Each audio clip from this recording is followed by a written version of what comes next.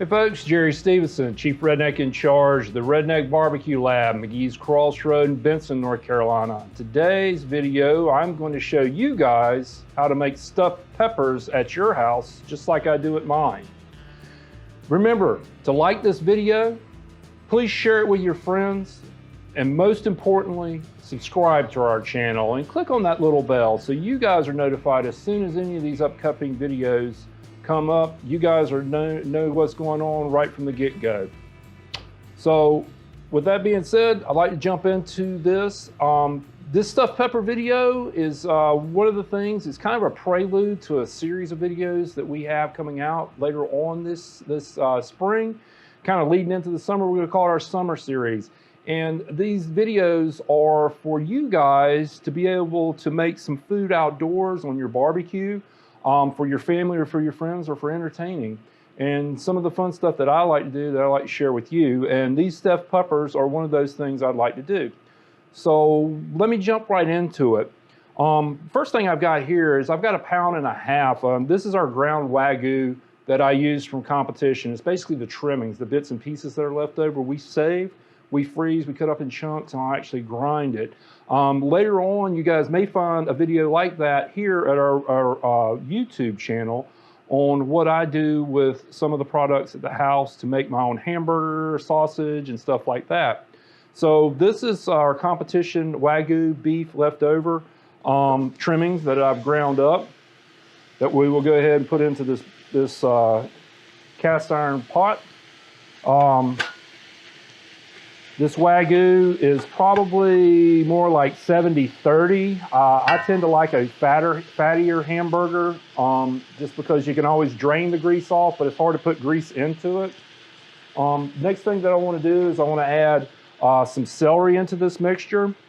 Celery is one of those vegetables that, although there's not a whole lot to it, it's made up of like 90% water. The rest of it's fiber. It's got this like earthy back note on it that I find really good with this recipe with these peppers. To that, I add one medium onion that I've diced, and as well as about two tablespoons of our all-purpose rub, the Redneck BBQ Lab all-purpose rub I use for my seasoning. And I'm gonna go ahead and start frying this off and softening up some of these vegetables, just browning the hamburger. I just kind of want to get things started in here because later on we will finish this off inside the peppers. Now let's talk a little bit about why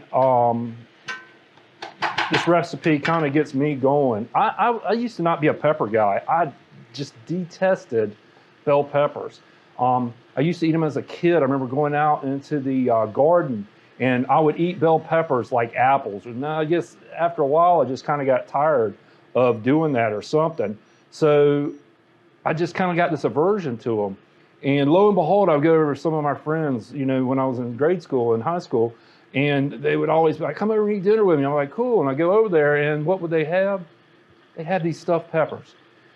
God bless all the people that cooked those stuffed peppers that I ate. I mean, it was a bell pepper that they topped off, just knocked the top off of, and shoved ground beef and some rice and some other stuff, ketchups and who knows what in there. And it was just this big vessel of boiled, for lack of a better word, yuck to me. So I didn't eat these for a long time. And then I started getting back into eating some stuff I grew up on. And peppers were one of the things I kind of came back to. And I worked with bell pepper and I never really liked it. So I settled on a poblano pepper, which I will show you guys a little later on in this video, how I prepare to put into the, or put this mixture into. The poblanos, I've found out, in a smoker, they tend to get a bit more softer than a bell pepper. The notes are not quite as harsh, meaning that they don't taste, I find a bell pepper to be very astringent. It tastes like eating grass sometimes. And it's something that really kind of, I don't really want to eat grass. I'm not a cow. So I found poblano is kind of my go-to pepper with this. And plus the really cool thing, the way the poblano pepper is that it cooks really evenly versus, you know, the bell pepper's kind of sitting up like that. Poblano is kind of out like that. And, you know, that's one of the things that I was saying presentation wise, you know, like the chili rellenos that you eat, you know, at a Mexican restaurant, how they're delicately fried and laid and you cut into them. That was what I kind of envisioned when I came up with this recipe. And you know, it's not an original, but this is the thing that I think I like the best, that I like to do. So anyway, now my vegetables are starting to soften in here. We can start smelling the celery and the onion kind of come together along with that Redneck BBQ Lab seasoning. That Redneck BBQ Lab seasoning has got, like I've told you guys before in previous videos, it's got a lot of those barbecue notes that we like, that salty, smoky, a little bit of sugar and a little bit of heat flavor to it. And I think that this works really well with this recipe. And pretty much anything else I cook. So once I've kind of got this stuff softened here, I'm going to go ahead and do one other step that I did as kind of an accident one time, and I found out it actually made my rice more flavorful. I actually cooked my rice in with my mixture. And I just kind of give it a little bit in here, frying just a touch to kind of get it going. I found that some of the outside of the kernel of this rice will kind of get coated with some of this beef fat, and this is Wagyu beef. And I don't know if there's it's an American Wagyu. It's not like the Kobe beef that you see in Japan. This product is Angus that's bred with the Kobe beef to create this product, and they call it an American Wagyu. It's very fatty, and the fat that comes off of this, a lot of the rendering I use in some other stuff that you guys will be able to see later on, like my steaks and my burgers, and as well as some of my recipes like my collard recipe, if you guys have seen before on our YouTube channel here. And if you haven't, you need to go here and take a look at it. I use some of that beef rendering to add some of the background flavor in a lot of the stuff that I cook. And, you know, it's just one of those things I found out. And of course it was trial and error. I just kind of, with this especially, I actually just put the rice in when they started cooking it and was like, whoa, wait a minute. I don't think I was supposed to do that. And ended up, I just found that it was one of those things that I kind of liked. So I put basically a cup of rice into this mixture. So it's about 1.5 pounds of hamburger, 1 cup of rice, half a cup. And this is where recipes wise, it's all to your taste. It's about 1/2 cup of celery and about 1 cup of onion. You could add more, you could add less. You could put anything in here you like. Mushrooms. You could put more pepper in it. I find that the poblano pepper gives me plenty of that peppery taste that I like, and that works just fine for me. So now I'm starting to see there's a little bit, I don't know if you can see, but in the bottom of my pot you can start to see that there's a little sticking going on here, and that's one of the indications that my rice has taken up and soaked up some of this liquid. And now it's time to go ahead and put some more liquid in here just so nothing burns and sticks to the bottom. So to this mixture, I add approximately 2 cups of water.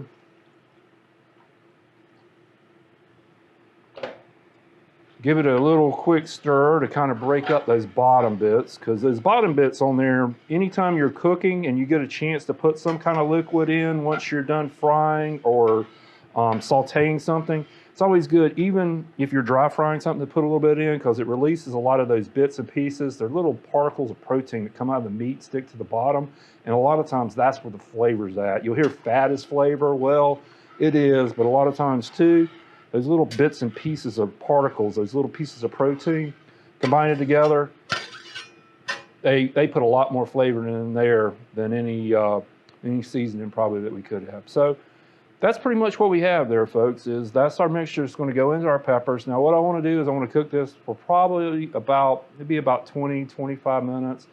Just check it randomly. What you want to make sure is this rice gets nice and fluffy and that it doesn't burn. So we just want to keep this not at a boil, but we want to keep this as about a simmer. So let's go ahead and do that. The next part we'll get to is how to prepare our peppers to take this stuffing.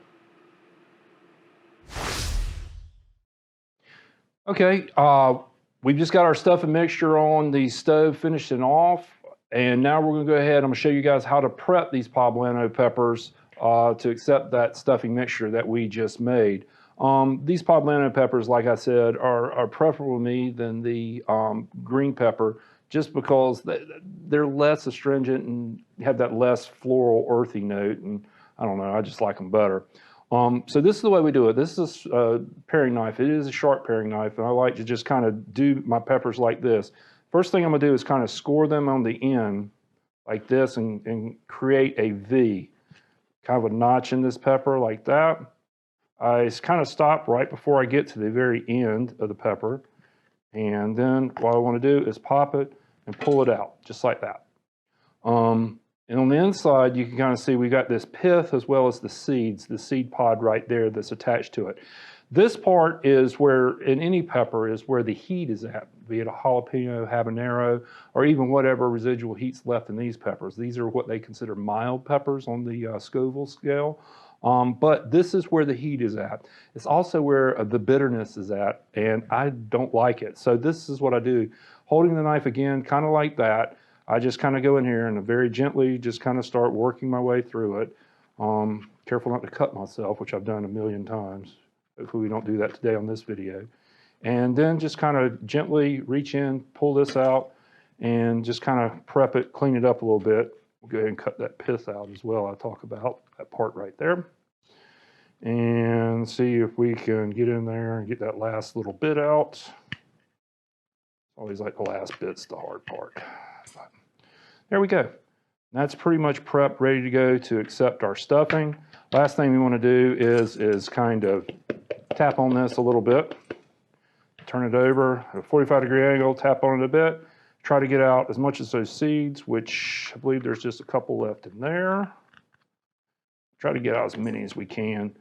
One of the other cool things is if these seeds don't want to come out of this, and this is kind of a pro tip, see we have some of these stuck in the back is that go ahead and prep these and let them sit out on the counter or even in the refrigerator for a little bit. And as these dry, these seeds will easily fall out. They'll, as the pepper dries out, the seeds dry out too, and they don't stick together. So that's just a little tip on how to get these peppers like this. So now that we got these peppers prepped, next step is let's get some of that filling we made into them and get these things on the smoker.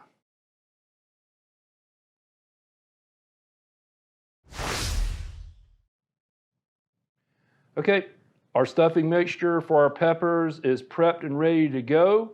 You guys just saw how I prepped these peppers. So now let's put that stuffing mixture into these peppers. I advise letting this cool down a little bit. It's a little bit easier to work with. Mine is warm, having just done this. This is one of the things is you're gonna have to kind of get dirty in here a little bit. Kind of use your fingers to kind of push this down.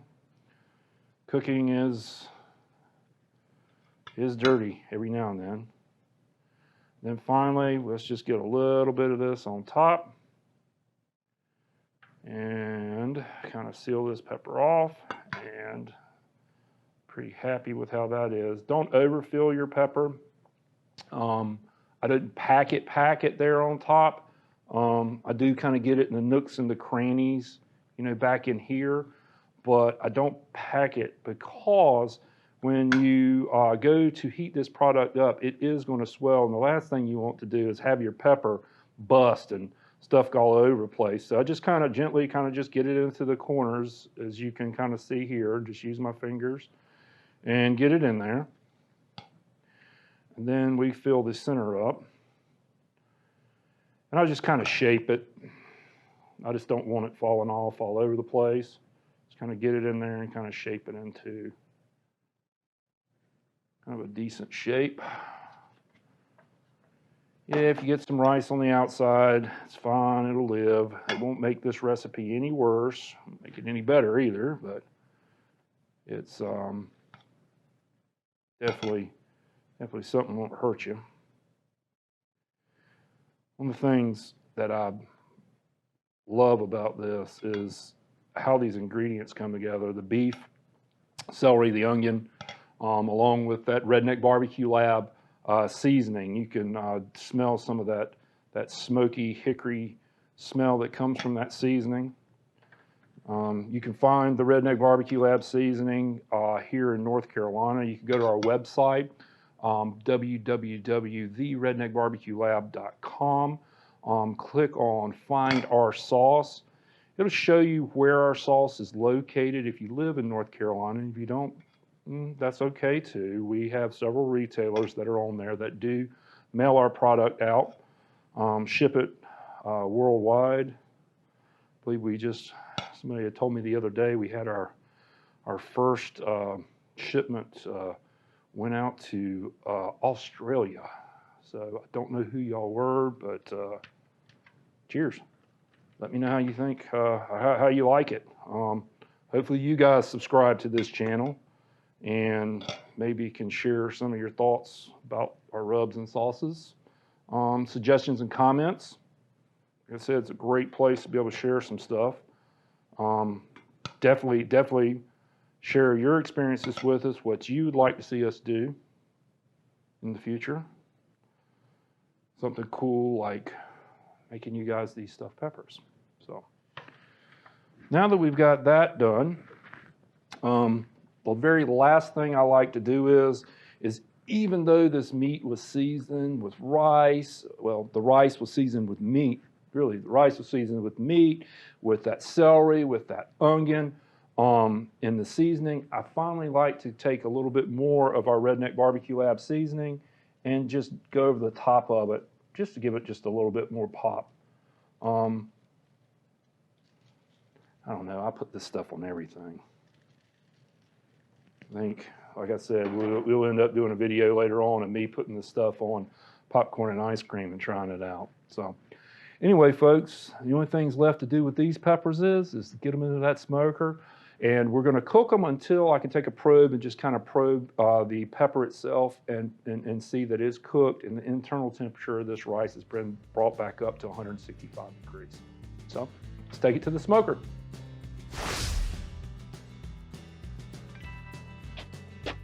All right, our smoker's ready. Time to get these peppers on.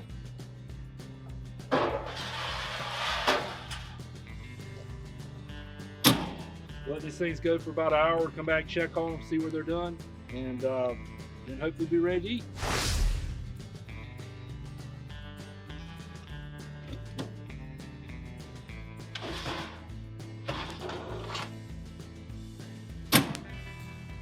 Oh yeah, they're ready to go.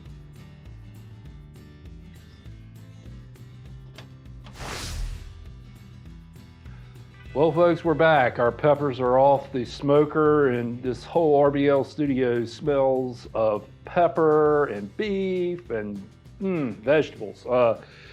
And I can't wait to get into it. But first, let's recap what we did. We started out by using some of the ground Wagyu scraps that we had used in stuff like our previous video doing our brisket that we had saved and we ground up. And we used some celery and some onion and put some rice into it and browned all of them together, brought them together with a little bit of water, let the rice finish off cooking on the stove. After that, we took out some poblano peppers and we cut them out and cored them, showed you guys how to take out the stem and the seeds and stuff that were inside of it, the pith that is, and the seeds. And then we stuffed these peppers. We put them on the smoker. They went probably about 45 minutes a day. Smoker is just a little bit slower. You know, like I said, that's the thing about barbecue. You just can't say it takes 30 minutes to cook it because you don't really know. You just have to give yourself an hour even though it takes 30 minutes. And these today took a little bit longer, but I think a little bit extra time was well worth it. I'm going to let you know if it was right now. Can't stand it any longer. Like I said, this is one of the things a long time ago that I never really ate a whole lot of was these peppers because of my bad experiences growing up as a kid with them. And I worked on a recipe that was these poblano peppers minus the bell pepper. I just couldn't eat the bell pepper. And this is what we came up with. So let's see how we did here today, folks.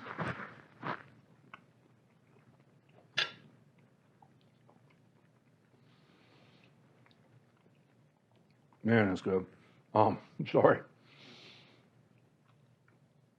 And smoky pepper doesn't even taste like a pepper. It tastes like a piece of meat with that beef in it that's kind of soaked into it. Pepper and onion, it's just all coming together. It's really light, it's really refreshing, something that'd be great during the summertime or during the winter. Light, quick, easy meal. It's one you guys can do today and smoke tomorrow, or it's one that you could make today, freeze in the freezer, and pull it out later on when you were smoking something like, say, a brisket that took a while. You could actually pull this out, pop it in there, have a little snack while you're waiting that brisket to cook. So anyway, folks, I hope you guys liked this. If you did, please like this video for us here on this YouTube channel. Subscribe to this channel. Click that button down there, that bell that lets you know that we have some future videos coming up. Share this with your friends. We're doing this with you guys, for you guys, just so you can kind of get a sneak peek into like what we're doing, what we're doing just beyond the lab, you know, in our kitchens and out there on the competition trail. And this is our way of kind of giving back to you guys for giving what you give to us. So once again, Jerry Stevenson, Chief Redneck in Charge here at the Redneck BBQ Lab with Mike Baker from Event Webcasting today in the RBL studios, sharing the stuffed peppers with you guys. Our products, you can find them at the redneckbarbecuelab.com. Find our sauces and rubs that we used in this. And I just encourage you guys to do this with your significant other, do this with your kids, do this for your family, do this together. As I always tell you guys, once again, please be kind to one another, pass those smiles around, it's all free. Let's make this world a better place, a positive place. Let's start that revolution. Love you guys. See you soon.